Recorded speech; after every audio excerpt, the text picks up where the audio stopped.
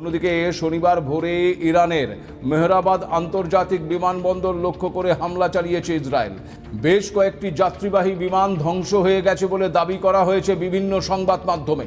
এছাড়াও গত শুক্রবার তেহরানের সামরিক এবং ভূগর্ভস্থ বাংকার লক্ষ্য করে মুহুর্মুহু হামলা চালিয়েছে ইসরায়েলের বায়ুসেনা। তবে এত কিছুর পরেও পিছু হটতে নারাজ ইরান। যদিও গত বৃহস্পতিবার মার্কিন প্রেসিডেন্ট ডোনাল্ড ট্রাম্প ট্রুথ সোশ্যালে জানিয়ে দিয়েছিলেন যে কোনো কূটনৈতিক পথ বের হওয়ার আগে ইরানকে নিঃশর্ত আত্মসমর্পণ করতে হবে।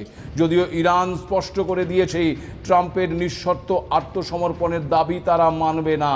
পাশাপাশি পরিষ্কার করে দিয়েছে নতুন সুপ্রিম লিডার বাছাও তাদেরই একান্ত সিদ্ধান্ত। তবে আমেরিকার দাদাগিরির বিষয়টি সকলের জানা। ফলে এই সংঘাতের ভবিষ্যৎ নিয়ে ক্রমশই কিন্তু উদ্বেগ বাড়ছে। কারণ তথ্য বলছে গত 6 দিনে কমপক্ষে 2000 লক্ষ্যবস্তুতে আঘাত এনেছে মার্কিন সেনা। অভিযানে মৃত্যু হয়েছে 1000-এরও বেশি মানুষের। তাদের মধ্যে রয়েছেন বহু শিশুও। 12 ঘন্টায় 900টি ক্ষেপণাস্ত্র হামলা চালিয়েছে ট্রাম্পের দেশ। তবে ছেড়ে কথা বলার পাত্র নয় কিন্তু ইরানও। আমেরিকার শক্তিশালী থার্ড র্যাডার ব্যবস্থা গুড়িয়ে দিয়েছে ইরান।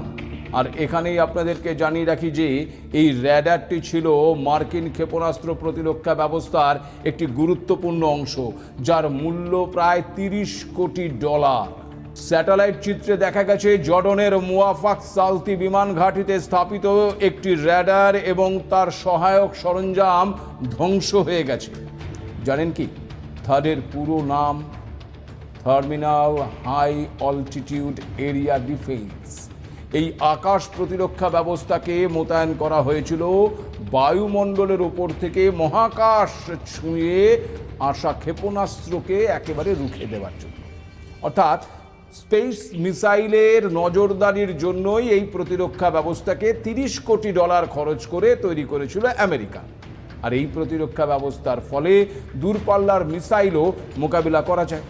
তবে এই র্যাডারটি নষ্ট হয়ে যাওয়ায় এখন ক্ষেপণাস্ত্র প্রতিরোধের দায়িত্ব তুলনামূলকভাবে স্বল্প দূরত্বে কাজ করা অন্য প্রতিরক্ষা ব্যবস্থার ওপর পড়তে পারে।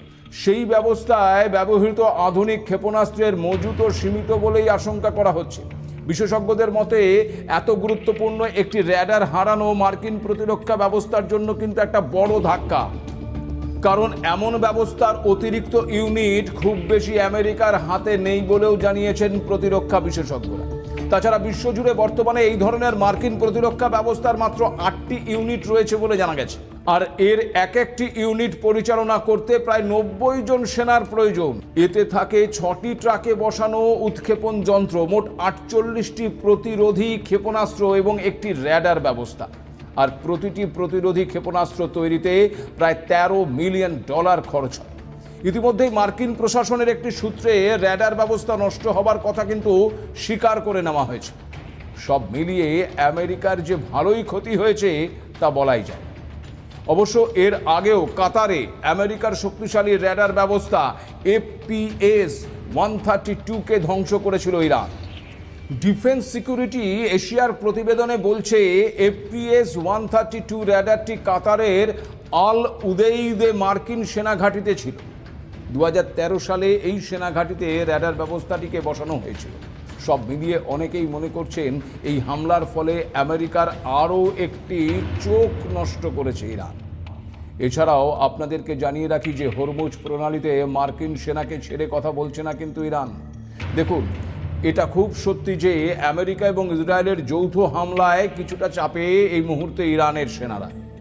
এই হামলায় হরমুজে মাটির নিচে থাকা নৌঘাটির প্রবেশ পথ ক্ষতিগ্রস্ত হয়েছে বলে খবর।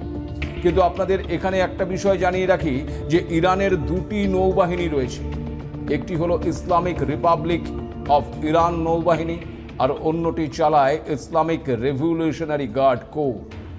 1979 সালের 22 এপ্রিল এই বাহিনী প্রতিষ্ঠা হয়েছিল সদ্য নিহত ওই আয়াতুল্লাহ আলী খামেনির হাত ধরে। এই বাহিনী যুদ্ধে মারাত্মক পারদর্শী। এরাই রয়েছে ওই হরমুজ প্রণালী এবং পারস্য উপসাগরের নিরাপত্তার দায়িত্বে। আর এদের হাতে রয়েছে প্রচুর পরিমাণে স্পিডবোট, স্বয়ংক্রিয় নৌযান, যেগুলোকে লক্ষ্য করে আঘাত হানাটা কিন্তু যথেষ্টই কঠিন। ইরানের এই বাহিনীর কাছেই লাগাতার ধাক্কা খাচ্ছে আমেরিকার বাহিনী। ওয়াশিংটনের প্রশাসনিক আধিকারিক নিকোলাস কার্ল সংবাদ মাধ্যমকে জানিয়েছেন, ইরানের সাধারণ নৌবাহিনীর জাহাজ ডুবিয়ে আমেরিকা অবশ্যই যুদ্ধে কিছুটা এগিয়ে গেলেও পারস্য উপসাগরে ওত পেতে রয়েছে ইরানের ছোট জাহাজ।